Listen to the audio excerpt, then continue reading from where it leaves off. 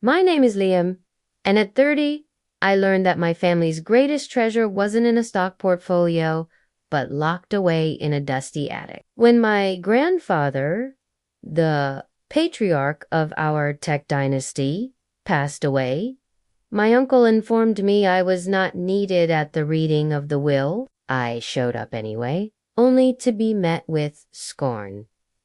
"This is for the board members, Liam," my cousin scoffed. "Not for hobbyists." But when the lawyer opened the final bequests, his eyes widened. "It seems," he said slowly, "that the company's founding patents were never put in the corporate trust. They are personal property, and they have been left in their entirety to Mr. Liam Porter. I was the black sheep in a family of tech wolves. My father was the quiet brother who chose academia over the boardroom, a decision my uncle Mark never forgave, while my cousins, Josh and Kayla, were groomed to take over Porter Industries. I was the historian, the one who preferred dusty books to sleek circuit boards. My fascination was with our family's beginning, not its bottom line.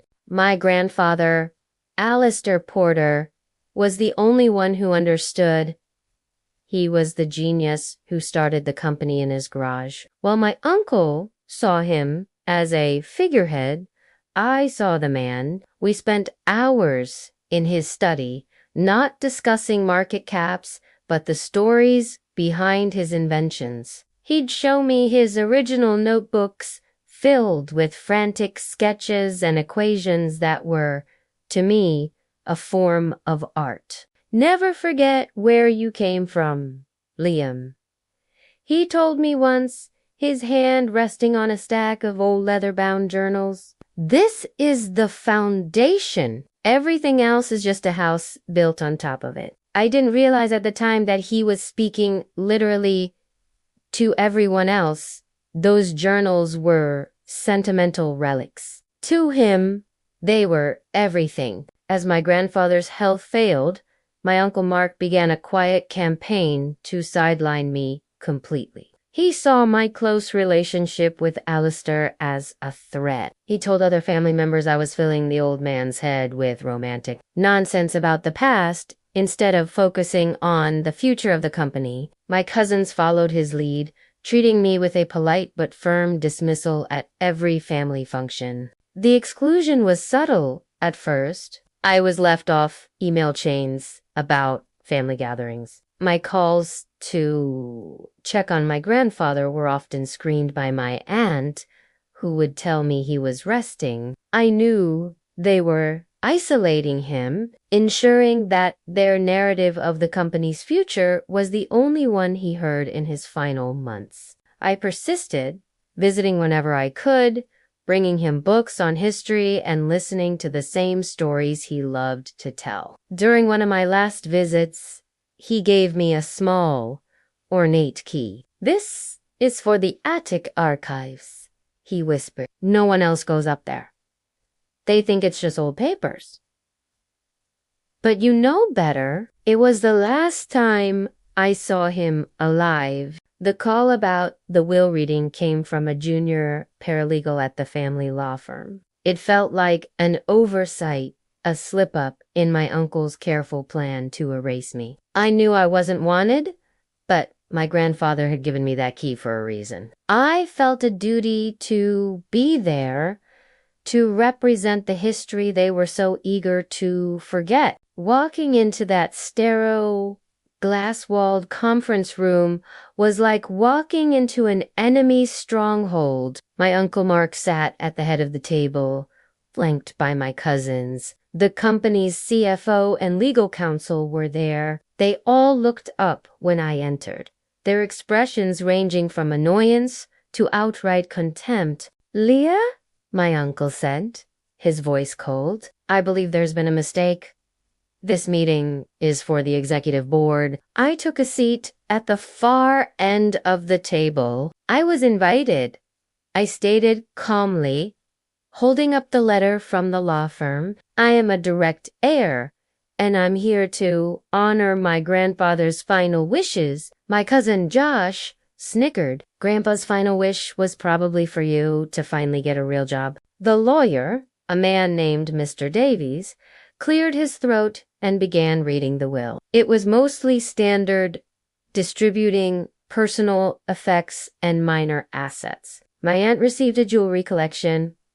My cousins received large blocks of company stock. My father received a generous trust fund. I was mentioned nowhere, and I could feel the smug satisfaction radiating from my uncle's end of the table. Finally, Mr. Davies reached the last page. "And now for the final bequest," he said, adjusting his glasses. "Regarding the contents of the sealed archives in the attic of my primary residence, along with the key provided separately to my grandson, Liam Port." He paused, and my uncle leaned forward, a predatory glint in his eye, likely expecting the worthless papers to be donated to a museum. "I bequeath the entirety of the archives," Mr. Davies continued, "and all intellectual property contained therein to Liam." My uncle let out a short, dismissive laugh. "So he gets a pile of dusty old notebooks? How fitting. Let's move on." Mr. Davies held up a hand. "You misunderstand, Mark. We performed a full audit of the archives as per your father's instructions. That pile of dusty notebooks contains the original hand-signed patents for the foundational microchip architecture upon which this entire company is built." A deathly silence fell over the room. My uncle's smirk vanished, replaced by a slack-jawed expression of horror. "Those patents were never formally transferred to the corporate entity," Mr. Davies said, his voice calm but firm. "Alistair maintained them as his personal intellectual property. Legally, they do not belong to Porter Industries. They now belong to Liam."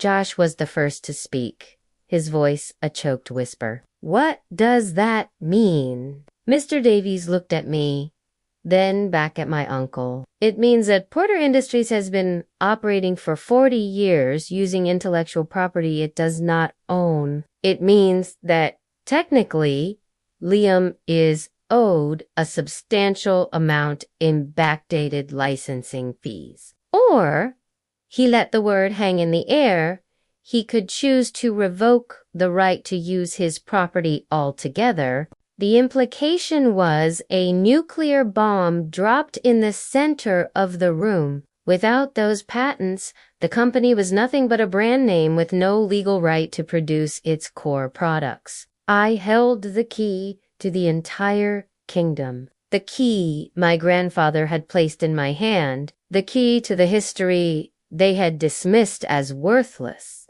My uncle stared at me, his face a mask of pure, unadulterated hatred. He saw me not as his nephew, but as the ghost of his father, the quiet genius who had, in one final act, outmaneuvered them all. He had protected his legacy by giving it to the one person who truly valued its origins. I didn't say a word. I simply stood up, nodded to Mr. Davies, and walked out of the conference room. I could hear the eruption of panicked, furious voices behind me before the heavy door swung shut. The power in our family had shifted, not with a hostile takeover, but with the turn of a page in an old will. The days that followed were a siege. My uncle's lawyers sent threatening letters. My cousins alternated between pleading and insulting me in text messages. They offered me a buyout, a ludicrously small sum, for the heart of a multi-billion-dollar company. I refused. This was never about money for me, and they still couldn't understand that. I hired my own legal team, not aggressive corporate raiders, but specialists in intellectual property law. Their advice was simple. I held all the cards. I could either become the richest man they had ever known by demanding decades of licensing fees, or I could demand what I truly wanted, a reckoning. I called a meeting, not in a boardroom, but in my grandfather's study, the room where he had taught me about history. I sat in his old leather chair. When my uncle and cousins arrived, they looked defeated. They were no longer titans of industry. They were tenants in my house of history, waiting to hear their fate. "I don't want your money," I began, the quiet authority in my voice surprising even myself. "I want a public apology to my father for dismissing his life's work, and to my grandfather for trying to erase his true legacy in favor of a corporate myth." My uncle balked. "An apology? This is a business negotiation, not for me," I said. "This is a family matter. You will also establish a charitable foundation in my grandfather's name, funded by the company dedicated to promoting history and science education. My father will sit on the board, and I will have a permanent, non-executive seat on the company's board as the guardian of the founding principles." They were trapped. To refuse was to face legal annihilation. To accept was a complete surrender of their pride. They had spent their lives worshiping at the altar of profit and power, and I was demanding they bend the knee to history and principle. It was a language they were only just beginning to learn. In the end, they agreed. The apology was stilted and insincere, but it was public. The foundation was established, and I took my seat at the boardroom table, not as a CEO or an executive, but as something far more powerful, the conscience of the company, the living memory of the man who started it all. My revenge was not in taking their fortune, but in forcing them to confront their own shallow values. I made them honor the very history they tried to bury. The dusty old notebooks and journals are now my domain, and they know that within those pages lies the story of their past and the key to their future. A key that is firmly in my possession. I often sit in my grandfather's study, the leather-bound journals stacked neatly on his desk. I am not a businessman, and I never will be. I am a storyteller, and I have become the custodian of our family's most important story. A story of how a quiet love for the past can become the most powerful force for the future. Have you ever been underestimated by your family, only to discover you held a power they never knew you had? Share your story of quiet victory in the comments below. And if you believe that knowledge is the greatest power of all, subscribe to Revenge with any